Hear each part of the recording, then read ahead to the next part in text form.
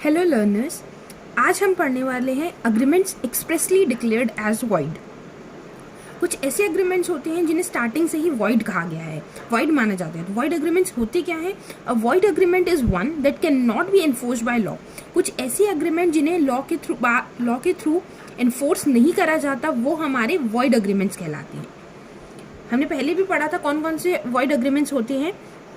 सबसे पहले an agreement made with the party who is not competent to make an agreement. कुछ ऐसी party के साथ हमने अग्रीमेंट कर लिया जो कि कम्पिटेंट नहीं है, जैसे कि एक माइनर के साथ हमने अग्रीमेंट कर लिया, या अनसाउंड पर्सन का एक पर्सन है, अनसाउंड माइंड का एक पर्सन है, उसके साथ हमने अग्रीमेंट करा, वो स्टार्टिंग से ही अग्रीमेंट वॉइड होते हैं। Second, N agreement made by the mistake of parties. जब दोनों पार्टीज में मिस्टेक हो, या तो ऑब्जेक्ट को लेकर या अग्रीमेंट के कुछ टर्म समझने में वो सेम सेंस में बात नहीं कर रहे हैं, वो भी अग्रीमेंट्स हमारे वॉइड होते हैं। Third, an agreement which has no consideration, जिसमें कोई कंसिडरेशन ही नहीं है। अग्रीमेंट में हमने पढ़ा था कि कंसिडरेशन होना ज़रूरी है, जो एसेंशियल एलिमेंट्स में था, तो कंसिडरेशन ही ना हो। और an agreement where the consideration और object of the agreement is unlawful, या फिर किसी अग्रीमेंट में कंसिडरेशन तो है बट वो लॉफुल नहीं है, इलीगल हो रहे हैं। इनके अलावा भी कुछ ऐसे लॉज हैं जिसमें हमारे को कहा गया है इंडियन कॉन्ट्रैक्ट एक्ट के अकॉर्डिंग जिन्हें वॉइड माना गया है। कौन कौन से हैं? Beside the above some agreements have declared as void under the Indian contract act 1872। कौन कौन से लॉज हैं? सबसे पहले agreement in restraint of marriage. Marriage के अगेंस्ट कोई एक्ट है हो रहा है तो सेक्शन 26, इसमें क्या कहा गया कि मुस्लिम लॉ के अकॉर्डिंग एक पर्सन को वो 4 मैरिज कर सकता है, लेकिन अगर एक हस्बैंड या एक मुस्लिम पर्सन अपनी होने वाली वाइफ को ये प्रॉमिस कर देता है कि मैं तुम्हारे से मैरिज के बाद कोई मैरिज नहीं करूँगा, कोई और मैरिज नहीं करूँगा, तो वो भी एक्ट, अगर वो उसके बाद मैरिज कर लेता है शादी के बाद, तो जो उसका अग्रीमेंट उसने कहा था वो वॉइड है। क्यों? क्योंकि उसको मुस्लिम लॉ परमिशन दे रहा है कि आप एक से ज़्यादा मैरिज कर सकते हो। लेकिन हाँ, अगर वो ये प्रॉमिस करता है कि अगर मैंने तुम्हारे से बाद कोई मैरिज करा तो तुम्हारे पास ये टर्म है या ये तुम्हारे पास ऑप्शन है कि तुम मुझे डिवोर्स दे दो, तो वहाँ पर ये ऑप्शन वैलिड हो जाएगा।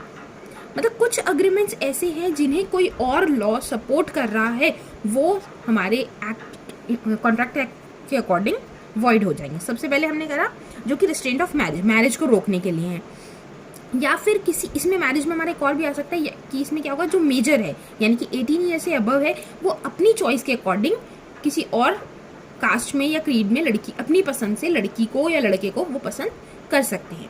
Second, agreement in restraint of trade, section 27। Section 27 हमें ये कहता है कि कोई भी पर्सन कोई भी कास्ट का हो, क्रीड का हो, रेस का हो, वो अपने अकॉर्डिंग काम कर सकता है।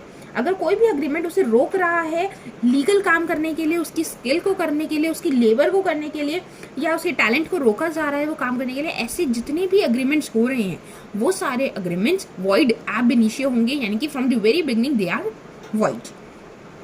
Third, agreement in restraint of legal proceeding, section 28 of the Indian contract act.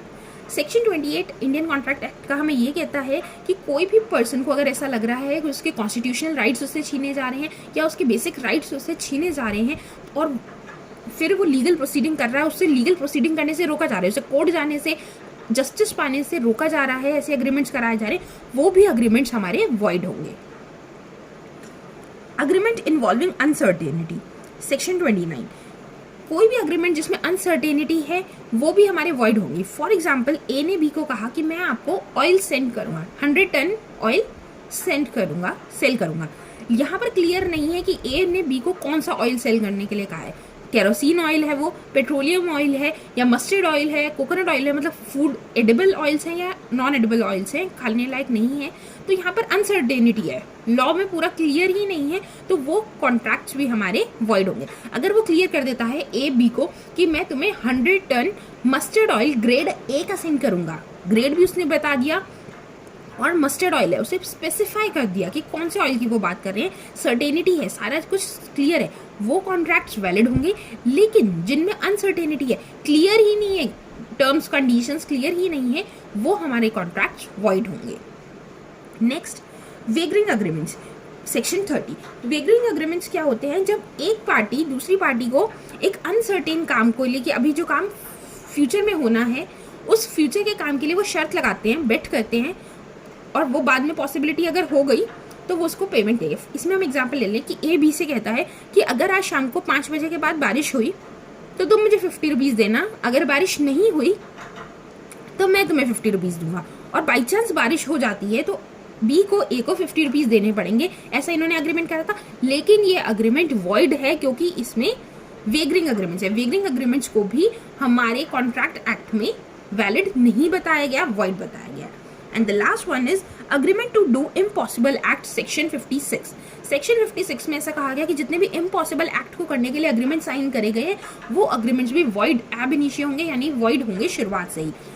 For example, मैं राम को कहती हूँ कि तुम्हारी वाइफ सीता है, इसकी डेथ हो चुकी है, इसकी डेड बॉडी को मैं अलाइव कर दूंगी, यानी कि मैं इसमें जान भर दूंगी अगर तुम मुझे इतने पैसे देते हो। और राम मुझे वो इतने पैसे देता है, लेकिन मैं सीता को, जाहिर सी बात है, एक डेड पर्सन को अलाइव करना किसी के हाथ में पॉसिबल नहीं है, तो ये कॉन्ट्रैक्ट्स कैसे हो जाएंगे? वॉइड कॉन्ट्रैक्ट्स हो जाएंगे।